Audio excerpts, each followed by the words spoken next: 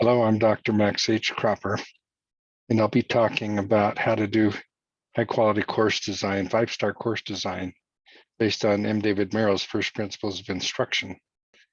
And I've taught just about every instructional design theory and learning theory, and some really good ones. And I've studied with Dr. M. David Merrill. He was one of my doctoral advisors. And his first principles of instruction are by far the best way to achieve high quality instruction, high quality training, high quality education. And so I'll be demonstrating a little bit of how to do that and giving you an overview of a workshop that I teach on 5-star course design, 5-star instructional design certification. So I'll go ahead and share my screen. So again, I'm going to teach how to apply Merrill's first principles of instruction and give you a kind of an overview of the workshop that I facilitate. Some of the organizations that I've worked for more recently, including the U.S. Department of Defense, the Department of Veterans Affairs, the Air Force, Federal Aviation Administration, Western Governors University, USAA, Utah State University, the U.S. Department of Transportation, Bureau of Safety and Environmental Protection, Southwest Research Institute, Lockheed Martin, and National Institute of Health. And I've always tried to implement best practice instructional strategies, first principles of instruction.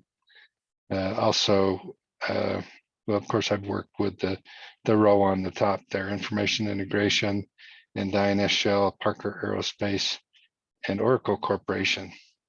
So, but ultimately the key, none of these organizations are sacred, and they all need help with best practice instructional strategies. So that being said, I facilitate a couple of programs, these are a couple of programs that I facilitate. The top one is the 5-star instructional design certification program, and I guide participants through 5-star design and development of a course of their choice. And you can see on the right some of the templates that I use. And then also I facilitate a lean performance improvement certification program. And you can see some of the models and the templates and worksheets that I use for that program, because you can do great training, but if you have a bad, if your performance system is bad, then the training is not going to help. So we'll talk about that briefly. So ultimately, I have 10 sessions. The first session is on 5-star course design. So if you do a good high-level design, then you have a good chance of having an excellent course. And however, sometimes we have the shiny object syndrome, and you've maybe been approached to buy some of the things or to use some of these approaches. So there are a lot of different philosophies, different approaches to instruction, methods, instructional methods, and platforms, and vendors will tell you, okay, if you do this, you're going to be successful. Well, none of these items is inherently bad, but by itself, it may not be adequate. And it's like playing a piano. If you only play one key, or if you play, if you don't play all the right keys all together for a beautiful piece, then you can come up short. And some of these are kind of misleading. That you think, oh, these are really going to be great, but unless you have good core instructional strategies, then you could have serious problems. So the question is, what factors really are necessary to achieve outstanding performance? And one of the one of the models that I've developed over the years is what I call my lean performance model. Now you'll notice that each one of these feathers, sometimes we call it the peacock model, each one of these feathers represents a critical factor for achieving performance. Fortunately, we've added a majority of what I think are the most important factors. But unfortunately, many of the performance models historically have focused on factors 3 through 7. It's important that employees have competence, that they have the resources they need, that they're focusing on achieving business outcomes, that there's evaluation of their performance, and that incentives, feedback, and consequences are provided to incentivize performance. But most of the models, while they're focusing on factors 3 through 7, they do not focus on what I think are the most important factors for performance, and that is the individual's commitment and the individual's character. So commitment, proactivity, self-empowerment, character, honesty, integrity, doing what you'll say you'll do, having each other's backs, being courageous to ask the right questions and to do your part, and being empathetic, and caring about others, having each other's backs. And so these are factors 1 and 2 are incredibly important in terms of individual performance factors. And yes, competence is required, right? You need competence to perform. Then on the other hand, the interdependent factors, leadership is so important, and teamwork is critical, high performing teamwork, and culture and attitude, very, very critical. And maybe one of the most important overall factors are the processes and systems for achieving performance. If you have a bad process or a bad system, it will sabotage all these other factors. And you need a good internal process by which you provide products and services, and then you need a good handoff process for the consumer or the client or the customer, where that it's efficient and effective the way you provide the products and services, just when and how they need them. So my point is, well, instruction is very important. Instruction primarily focuses with helping competence. When individuals don't have the knowledge and the skills, then yes, you do need to provide training, instruction, education. But you also, if you don't have all these other factors in mind and identify and address all these critical factors for performance, then instruction may not help you achieve the performance that you really need. And so I've created a worksheet, kind of a performance analysis worksheet, and Martin Wanjohi has expanded upon this. But basically, if we take these 11 different factors that we just discussed, and then if you will identify, well, what's the desired situation for all of these factors? What's the current situation? What are the causes of any of the, the problems, and then what the recommended solutions will be, then you have a good chance of identifying and addressing the factors that are going to help you achieve performance. All right. So especially 1 and 2, commitment and character, and then the leadership, 8, 9, and 10, leadership, teamwork, and culture. And of course, the others are all important too. So today we're going to primarily focus on factor 3, competence. So that we'll hope that all the other factors are being addressed, and but we'll focus primarily on competence. When people don't have the knowledge and the skills, then they do need high quality instruction. But just as we need to use best practices for all these other factors, we need to use best practices to help achieve competence. And so we mentioned earlier, Dr. M. David Merrill, he's the one in the middle. And Dr. Merrill and Dr. Joanne Bentley were two of my doctoral advisors at Utah State University. And for the last few years, we've been co-facilitating a workshop at the Association for Educational Communications and Technology, again, on how to apply Merrill's first principles. And so Dr. Merrill is literally one of the top experts in the world on instruction. And Joanne is really good at using his approach. And Joanne and Dr. Merrill helped me with a research study for my dissertation study. We tried to provide reliability and validity evidence for a 5-star rubric that Merrill created based on his first principles of instruction. And we had some graduate students evaluate some online courses. And Dr. Merrill, we had 4 different rubrics. One was Merrill's 5-star rubric. And Dr. Merrill was the baseline evaluator for his rubric. And of 10 online university courses, 6 of those courses, he gave 0 points out of 100 points possible based on his rubric. And we'll be explaining why. He says that we should be teaching with real world tasks, real world problems.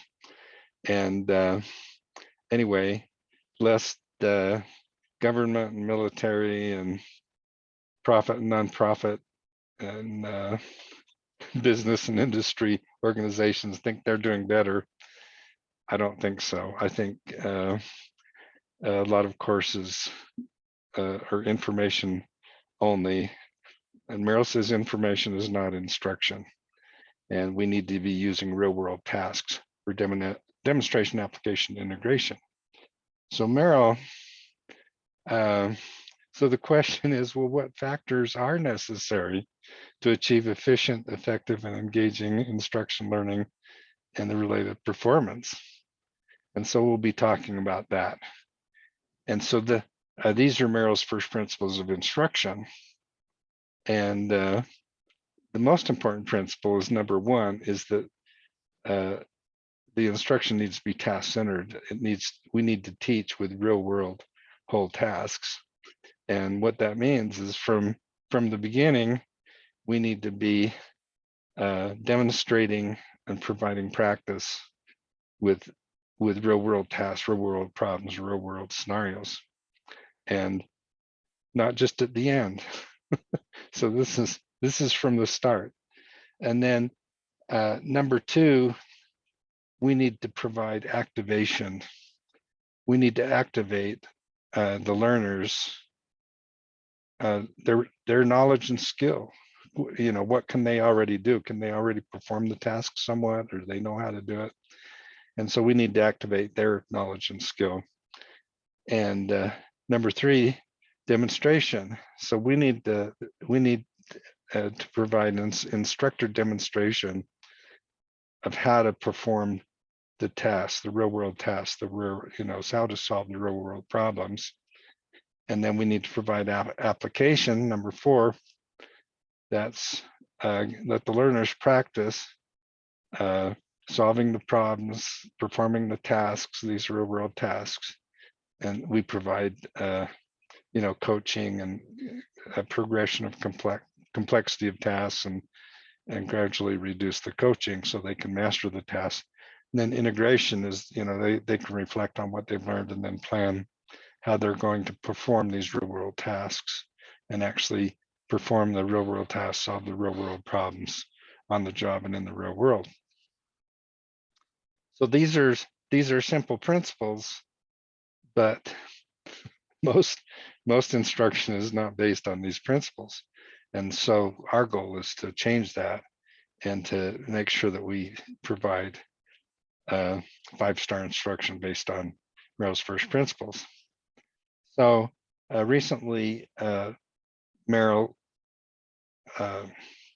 he authored a new version of his book, a revised edition of First Principles of Instruction. It was in 2020. and that's available through AECT and Amazon. But this goes into detail of how to apply his first principles of instruction, his pebble in the pond approach, which is a superior approach to implementing the ADDIE process. And he provides some details on how to teach concepts, procedures, processes, and problem solving. An amazing book. So a couple of the problems, as I mentioned, that with training and instruction is that most instruction is information only and uses few research-based principles of instruction. And much instruction is low-level objectives. Okay, recall or identify objectives, very low level. And another problem is that the media and the technology have eclipsed the instructional strategy. And this has been true since the invention of radio and television and motion pictures and slides and graphics. Anyway, the thought has always been that the media and the technology are going to solve our instructional problems, but we really need core instructional strategies. And then we can leverage these tools, the media and the technology, to help us achieve the instructional strategies. So Merrill says he used to talk about 5-star instruction. Now he talks more about 8-cubed instruction. But basically, he's saying that our instruction should be efficient, effective, and engaging. And first principles is the way to achieve that. And so, again, it should be task-centered, use activation of previous learners' knowledge and skills, should provide instructor demonstration of the tasks, learner application and practice with the tasks, and then the opportunity for the learner to plan and perform how they're going to integrate performance of the tasks in the real world. So I did some work for the Veterans Administration, and I helped develop an instructional strategy coach that was part of an online course authoring tool. And so I created a sample course as I was training Veterans Administration trainers. So these are the Veterans Administration. They provide medical and hospital services for veterans of the military in the United States. And one of the most serious or common problems, and sometimes serious, is a condition called tinnitus, which is a ringing or a noise in the ears that doesn't go away. It's basically a permanent noise, and that can be very troubling for the veterans. Can cause sleep deprivation and emotional challenges. And so, so they had some assets, and I designed and developed a course using Merrill's first principles as my approach. And so the task was for the doctors and the audiologists and the psychologists to treat tinnitus patients. That's the task. And so the activation, we had a video of a patient named Sam, a tinnitus patient, meeting with a primary care provider. He's saying, "Doc, I'm having problems," and so that was our activation. Basically, the doctors and the audiologists that were the students and the psychologists were introduced to this situation. And then I would have, if I were to do it again, I'd provide a pretest, and I'd have, this is an online course, but I'd have the sample patient and saying, okay, here's the sample patient. This is what you know. And then primary care provider, what would you do? And then the audiologist, what would you do?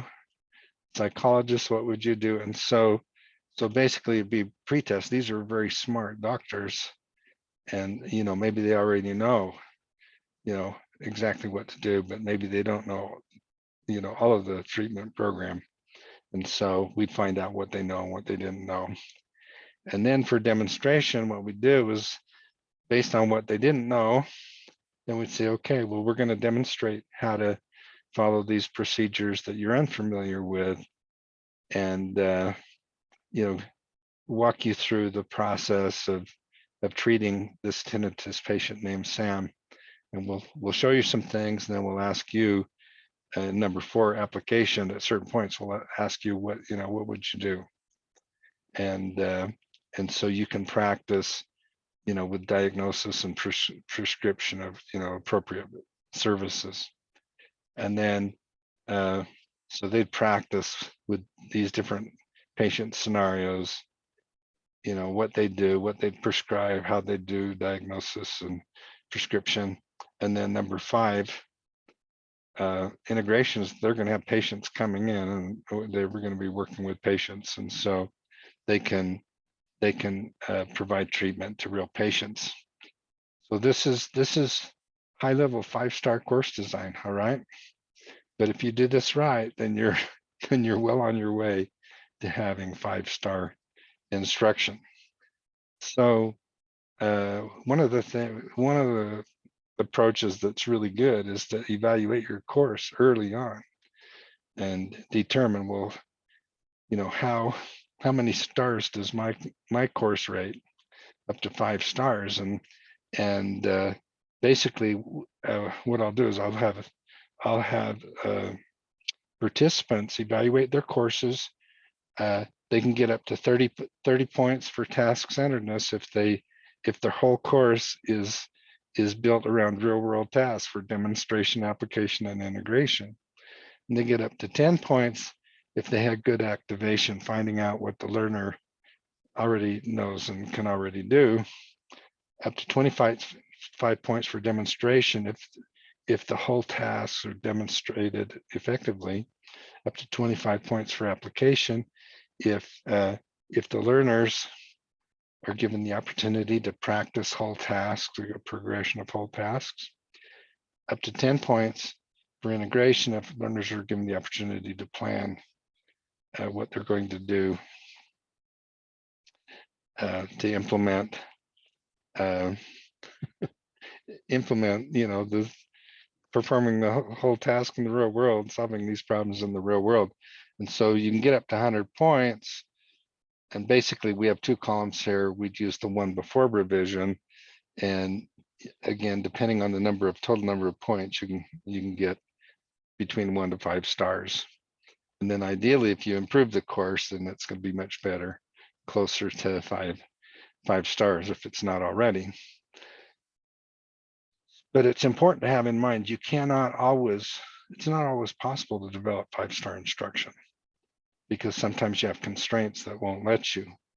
And but level 0 is presentation only, and Merrill says information is not instruction. And so if possible, you want to add at least demonstration of how to perform the real world tasks. And also, if you can add application to demonstration, so you can provide demonstration and practice, then you're improving your instruction. If you can do this around real world tasks, that's actually probably a bigger step. And finally, if you can also do the activation and the integration, you're getting 5-star instruction. And so what you want to do is you want to do go up as many steps as you can. And this is a graphic I came up with based on Merrill's. He had a paper about these levels, and then I added the stars. But the point is, you want to go as far up these steps as you can within your constraints. So again, this is the course design that I created for the Veterans Administration for tinnitus patients. And once you have this design, well, and you can do this for your own course. You can put in, what is the real world whole task that you're teaching, what are you going to do for activation, instructor demonstration, learner application, and integration? So you can design your own course using this template.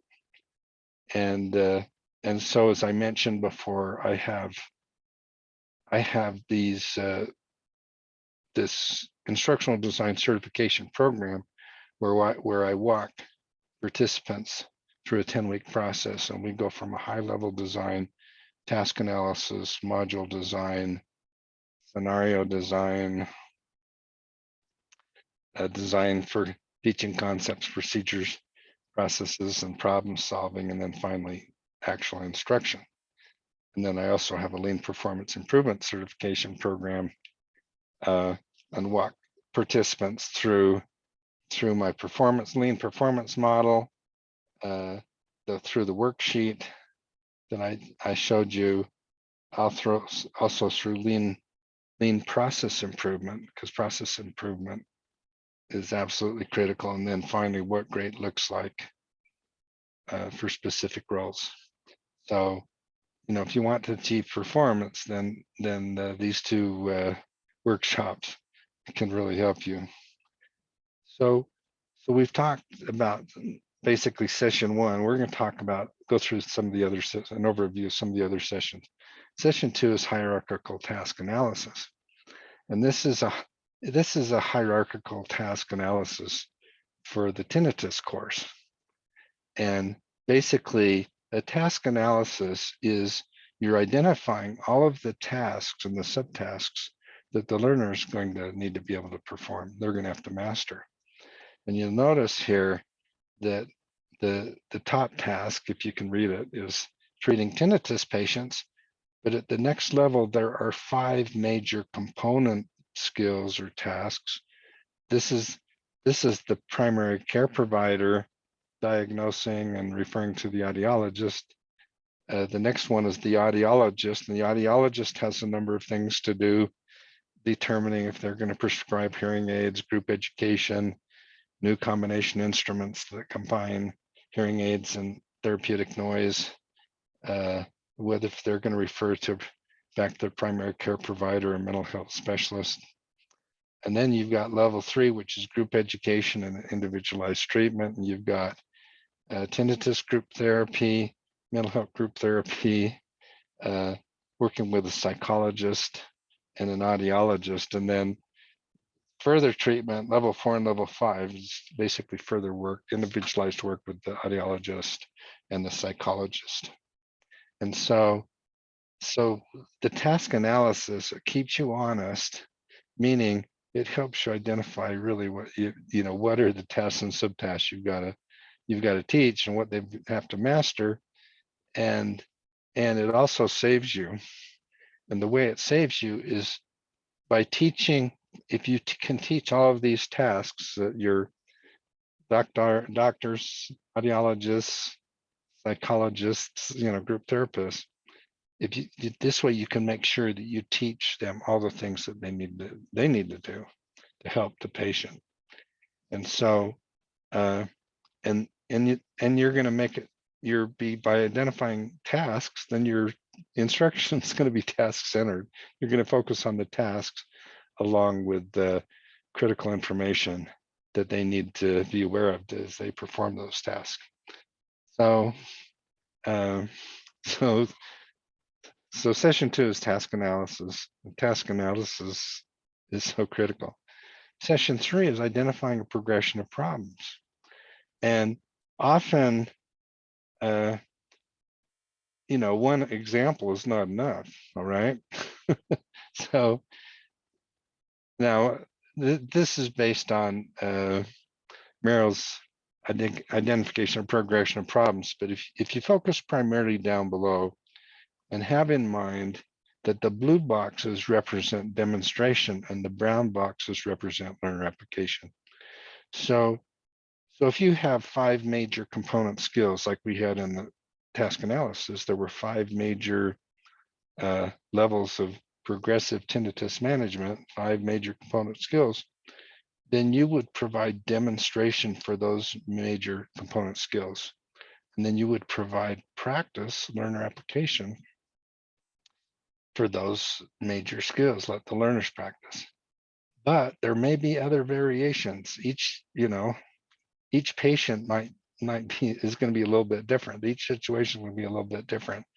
And so for this second example, there are a couple of additional component skills that you need to demonstrate, and they need to practice, and they may need to practice all the skills.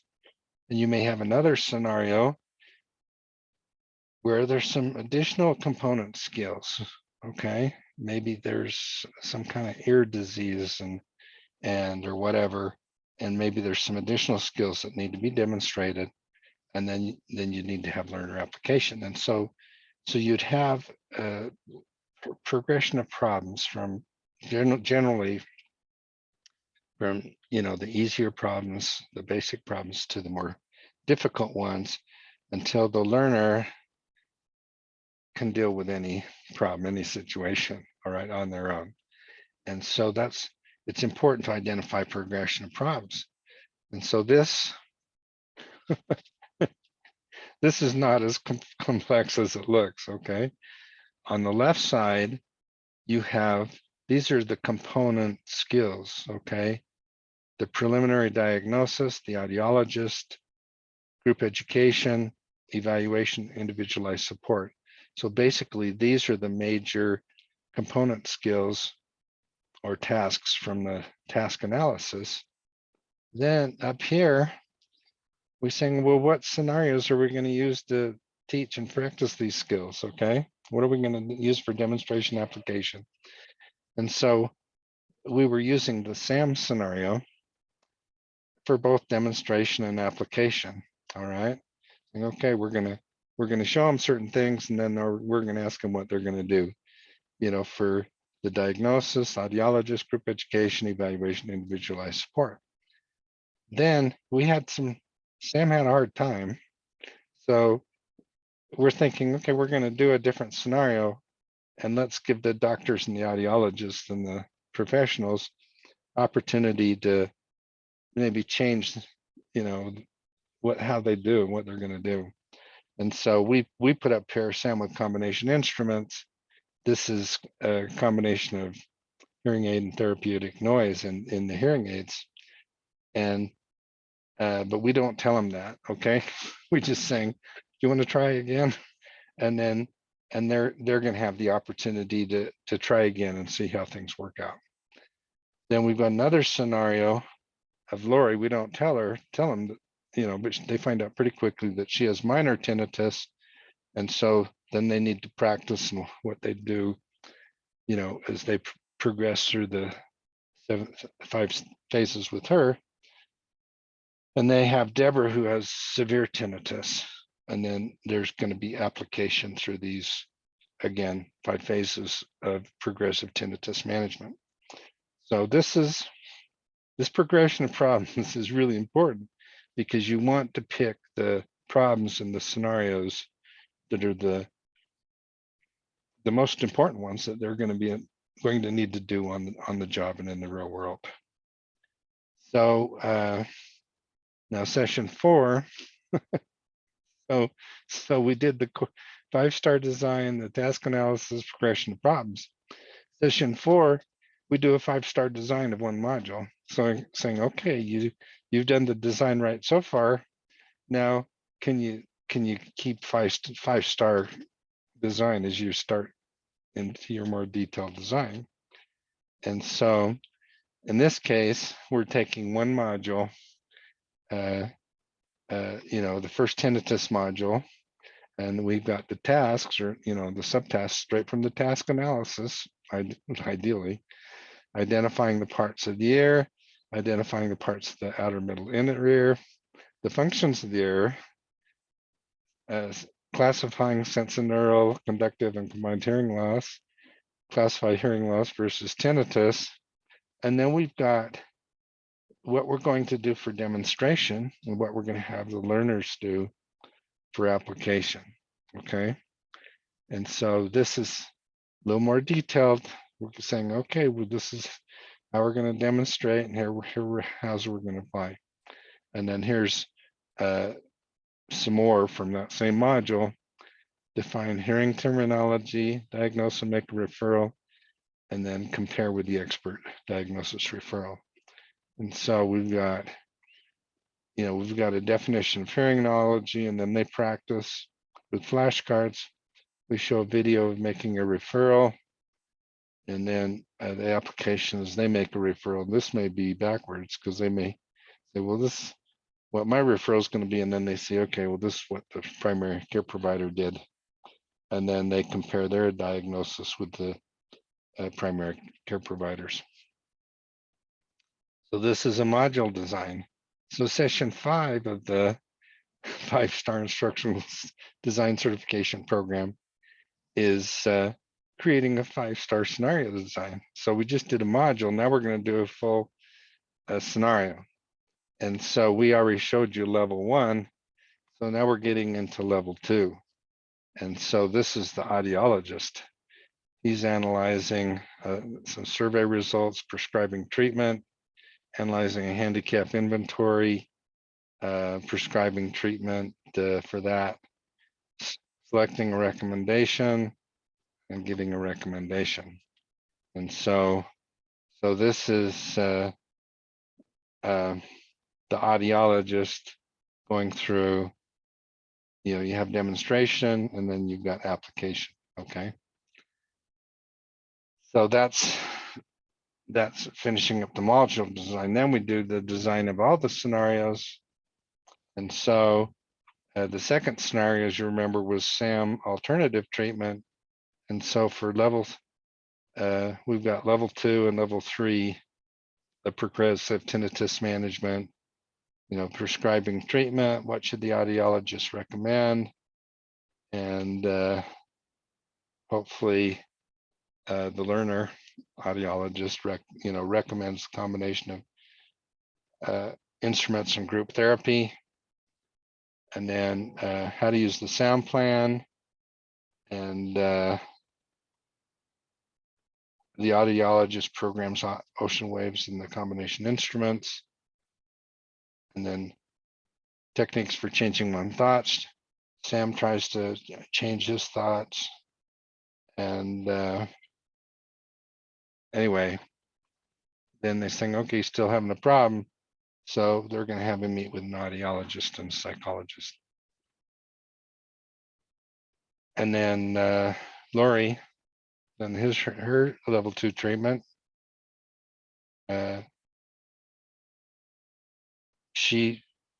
You got application and expert comparison.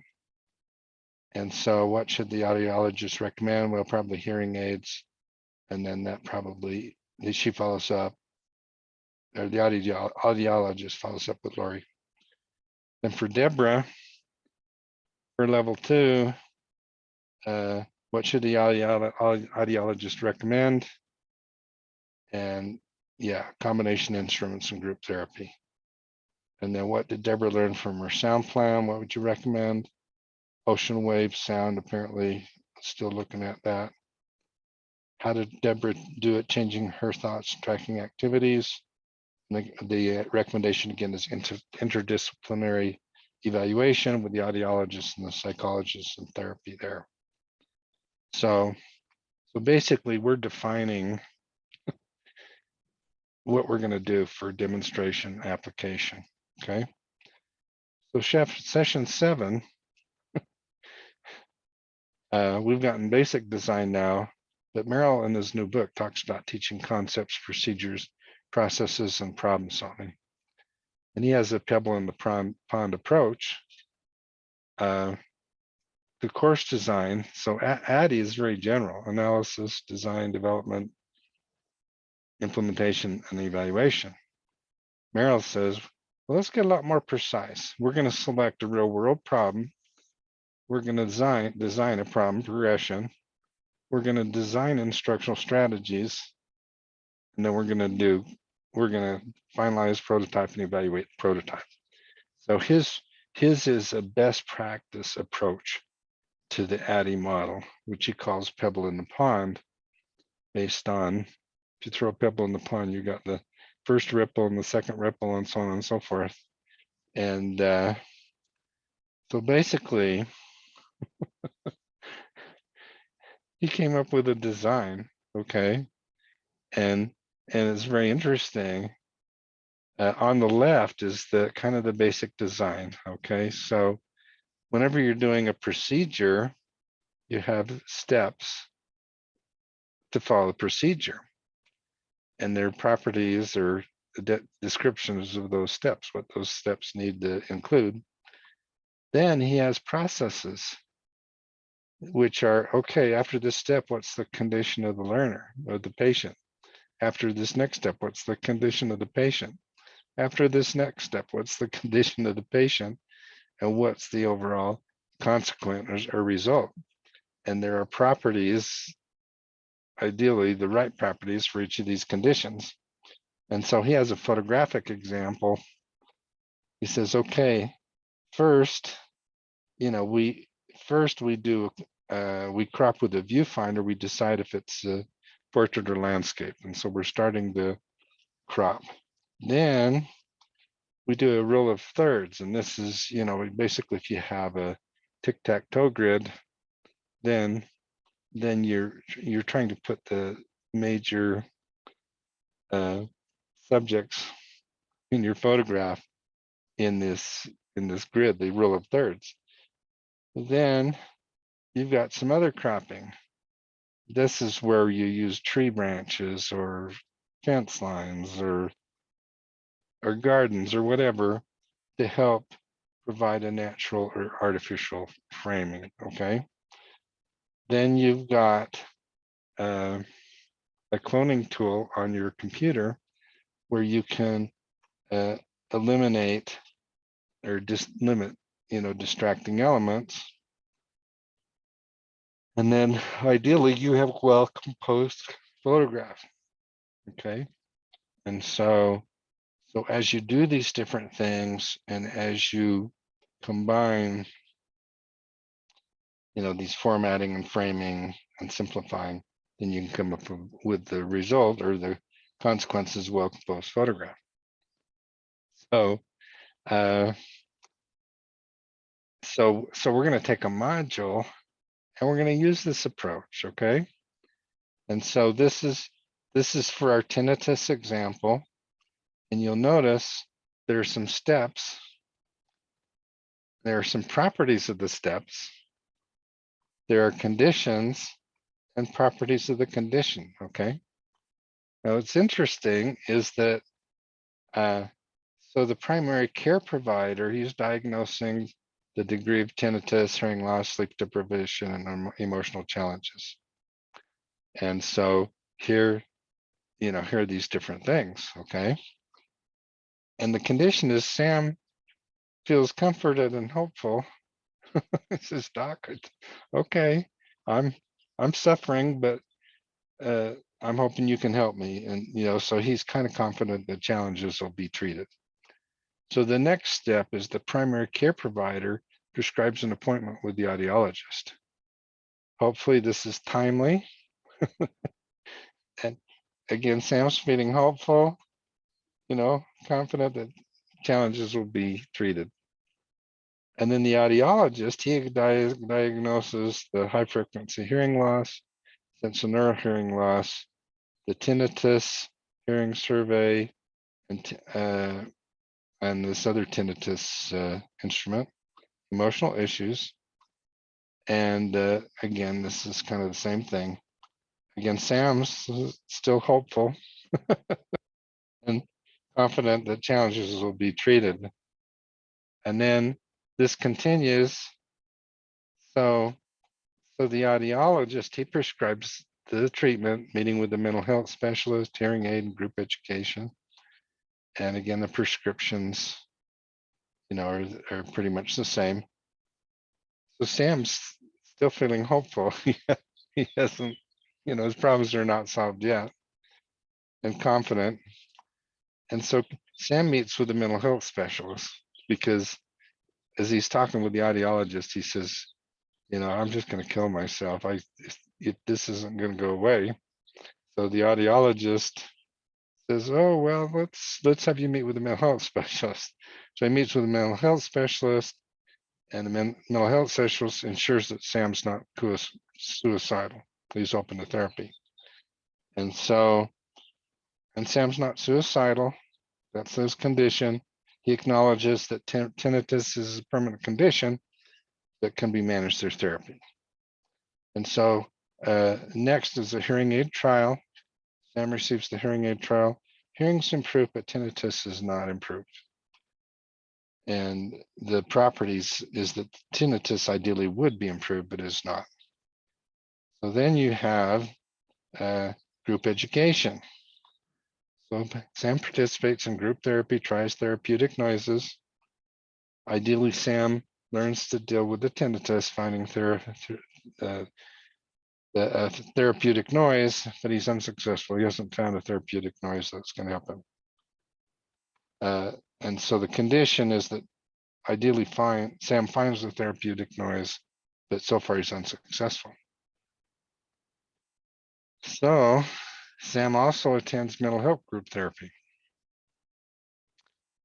And he gets training and practice in retraining his thought process, his negative thoughts. And so the condition is Sam practices retraining his negative thoughts, but has limited success. So ideally, the properties would be he's able to retrain his thoughts, but has limited success. So then the audiologist tries a combination instruments with various noises with Sam. And this is therapeutic noise combined with a hearing aid. And Sam receives relief. He says, "Doc, this is helping." So the therapeutic noise is successful in helping Sam manage the tinnitus.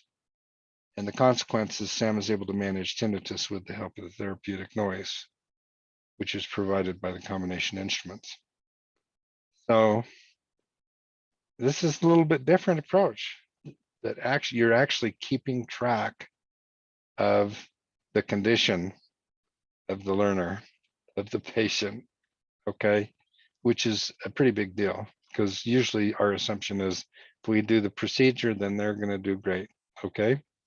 But here we're tracking the condition and making sure that the learner masters, the learner achieves, the patient achieves effective results from the treatment. So sessions 8 and 9 of the 5-star workshop are scenario development. So you actually create the instruction. And so here are some of the screenshots from our course. So we have instruction on the basic parts of the ear, the more detailed parts of the ear, the outer, inner, and middle ear. Then we have flashcards where they can name the different parts of the ear. We've got some more instruction about detailed information about the inner ear and the different parts of the inner ear. Here's some parts of the middle ear, some tabs that we can click on. Here's some more information about the outer, middle, and inner ear. Here's a YouTube video about the hearing process. Here's another video about the inner ear and the hearing process in the inner ear. Here's some practice matching different parts of the outer, middle, and inner ear. And you have to, the learner has to identify, okay, which, the cochlea, where's that? That's the inner ear. The pinna, that's the middle ear. Incus, middle ear. Eardrum, outer ear. Round window, inner ear, and so on and so forth. And then there's information on the types of hearing loss, conductive and sensorineural hearing loss, possible causes of conductive hearing loss. Then we get into tinnitus and some information about tinnitus, how common it is, and some of the causes of tinnitus. And then there's some classification of different, hearing loss. You have to match those with the outer, the middle, outer, and inner ear. Then Then there's some information about tinnitus treatment. And here's a knowledge check, things that you really need to know about tinnitus. And I get A wrong. With objective tinnitus, the doctor can hear sounds as well as the patient. All right. This one is true. It's considered to be a permanent condition. It's generally accepted accompanied by hearing loss. That's true. Generally, tinnitus is generally associated with inner ear damage. That's true. Tinnitus always involves a ringing noise. That's not true. One generally effective treatment is sound therapy. That's true. And some tinnitus patients with hearing loss experience total or partial tinnitus relief while wearing hearing aids, and that's true. And so these are important things that the doctors and the psychologists, the audiologist probably already knows this, and the doctors maybe do too. Then here's some hearing survey results that Sam filled out. And so we can see that Sam has a tinnitus problem, a hearing problem, but not a sound tolerance problem. And we'd answer these questions. And so here's an opportunity for the primary care provider to type in what he recommends for Sam, and then he can compare. He can go to the next slide and see that the primary care provider, the real one, refers Sam to audiology. They'd see a video. So, but then it'll continue on through the whole scenario. Sam goes through group therapy. He goes through, he goes to the audiologist. Audiologist prescribes hearing aids. Sam goes to group therapy. Tinnitus group therapy, goes to mental health group therapy. He ends up meeting with audiologists and psychologists and eventually gets some relief. So now we're going to jump to the second scenario. We're saying, okay, let's try Sam again. What would you do differently? And in this case, the audiologist might prescribe combination instruments earlier. And then after they submit their response, they'd see the expert response and saying, yeah, prescribe those earlier, but he's still going to have to go through group education, try out hearing, noise therapies, etc. And then we've got the next scenario, and we'd take Sam again through the whole scenario. We've got the next scenario. We've got Lori has minor tinnitus. You'd refer her to an audiologist.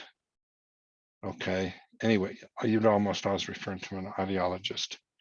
And then your audiologist will probably prescribe a hearing aid, and that may take care of it. Then we've got another scenario. We got Deborah and the primary care provider.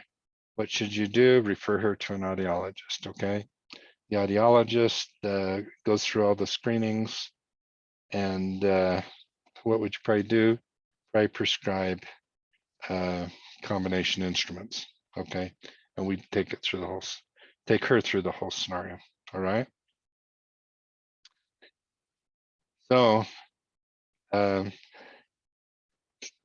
so once you complete your instruction, you go through this whole program, then of course each week you're going to share your course designs with the cohort, with the group. Then we get to session 10. You share your latest developed scenarios, whatever your instruction is. And then we have graduation ceremony. And this is the certificate, 5-star course design. And anyway, so that's the top program on top. And of course, you get the Lean Performance Improvement certification.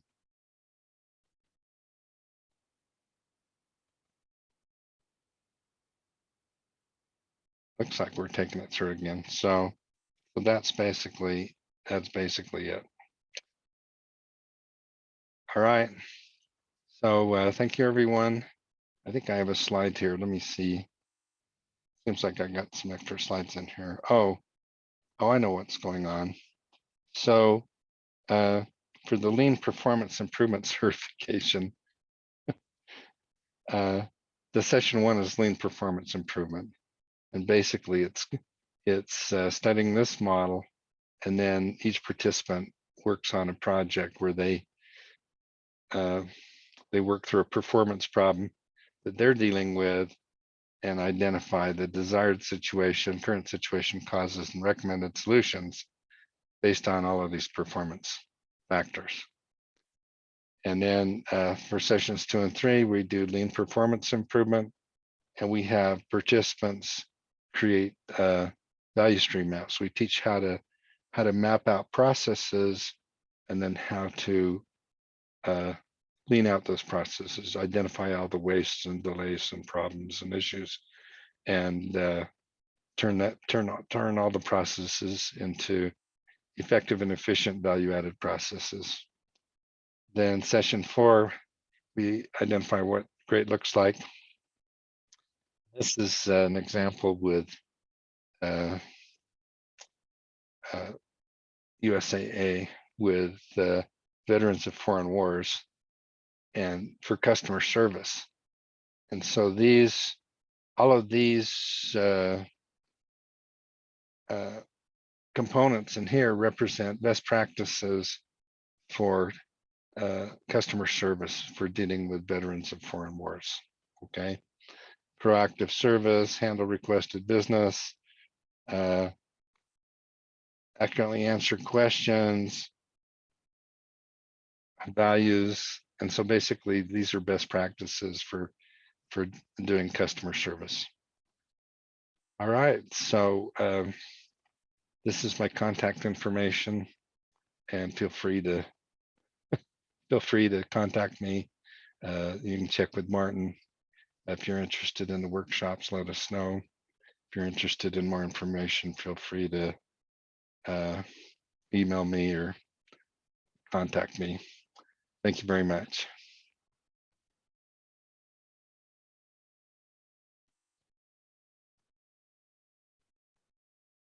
And hope you can create five-star courses.